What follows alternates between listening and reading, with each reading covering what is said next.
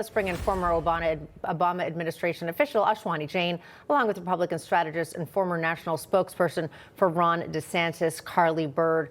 Welcome to both of you here. I actually want to get to something that Pennsylvania governor and possible 2028 presidential hopeful Josh Shapiro was asked about over the weekend. He was asked about Chevalier here in New York and in an interview, and this was his response. Ashwani, I'm going to give this to you afterwards, so listen in. How do you feel as a Democrat about someone with those views being in the United States Congress? I mean, look, her district voted for her, but I have profound differences from that particular candidate, you know, based on the citations that you read there. And she's not someone, you know, who seemingly I would agree with on many things or that we share similar values. We've talked to a lot of Democrats, including you, Ashwani, and the response that we get when we ask similar questions that Governor Shapiro was asked there, well, we have a very big tent and we allow all different ideas. I understand that. But then at some point, the party, we would seemingly need to coalesce and kind of get closer to align on those ideas. And when you have a very notable governor like Shapiro from Pennsylvania saying that his ideals don't align with that, how do you square all of that with what the Democratic talking points seem to be these days? Well, first, it's great to see you both. And if you actually listen to what progressives like El Said and others are saying and what they're running on accountability. Oversight of ICE, stop funding Netanyahu's genocide, reduce dependence on welfare by improving workers' lives. Because the idea that we have money for Trump's vanity projects or tax breaks for private jets, but not enough for child care, health care, or higher wages is unjust. We have the money, we just need to stop shifting the burden onto the middle class. That is what these progressives all over the country are campaigning on. Those are the issues they're running on. And I think the establishment needs to get behind it because those are winning issues that a majority of voters, even across party lines, actually agree with.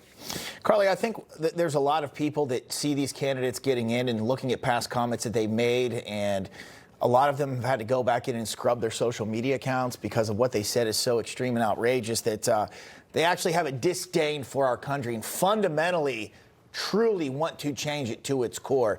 And I believe that's what many people think when they see them. Your thoughts? Yeah, look, Abdul Rahman Mohammed El Sayed is one of the most ideologically extreme candidates in modern political history, and he's running openly on the socialist platform of everything from abolishing ICE, defunding the police, banning gas-powered cars, you name it, he supports it. And what is really interesting is he has the momentum behind him to actually win this thing in Michigan. I think when you saw that third candidate drop out, that is the establishment trying to rally support around Haley Stevens, who is just as nuts, but that's the establishment pick. So they're trying to get it to where it's not going to be such a messy primary.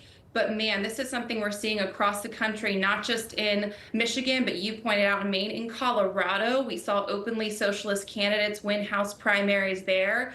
The bottom line here is there's no such thing as a moderate Democrat.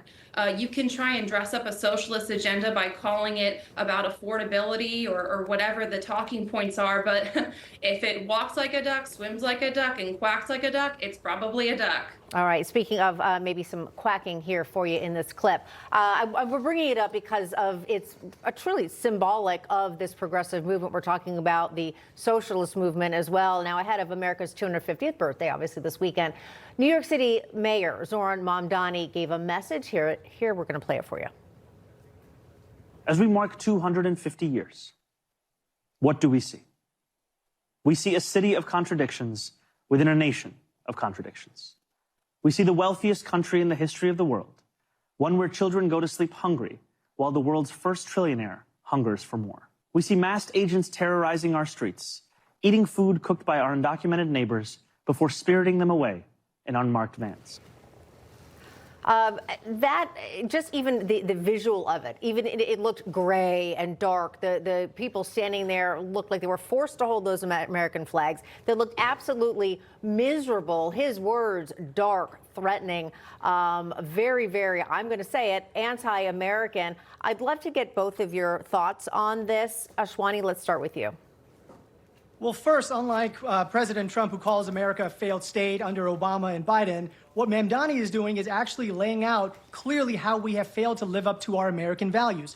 Due process, welcoming immigrants, separation of church and state, protecting diversity, equity, and inclusion. Second, this idea of national pride always tracks with who is in the White House. That is not new. And so when our leader demonizes immigrants, detains U.S. citizens without due process, praises dictators, or glorifies political violence, that does not make Americans want to celebrate. And that is what Mamdani in this speech was actually trying to illustrate, that there are two Americas, but we're not upholding to the American traditions and values that we claim to care about. Well, Carly, I could make the argument the president just wants legal immigration. Right. To just have a border, and some of these candidates are calling to not even have a border, like that Chevalier. No prisons, no police, abolish ICE here. I think the president just wants to have some sort of normalcy, right? You can't have a country if you don't have any kind of law on the books for immigration. That's absolutely correct. It's almost laughable, this idea that President Trump is not the most pro-America president in history. So I just can't even address that point. It's just laughable. But Mamdani is the biggest. He's talking about contradictions.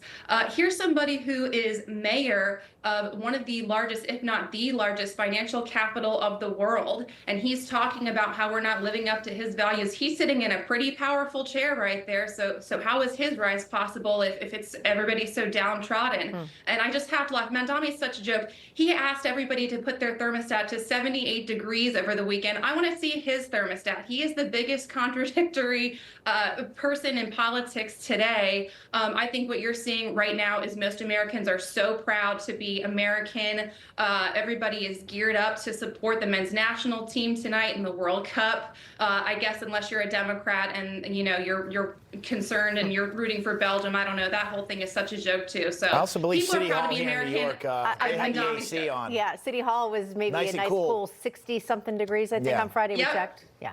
Okay. Anyway. Gotta leave it there. Let's go Team USA. Ashwani, Carly, thank you. Thank you. Thank you. Information. Truth is freedom. Is Newsmax. It's real news for real people.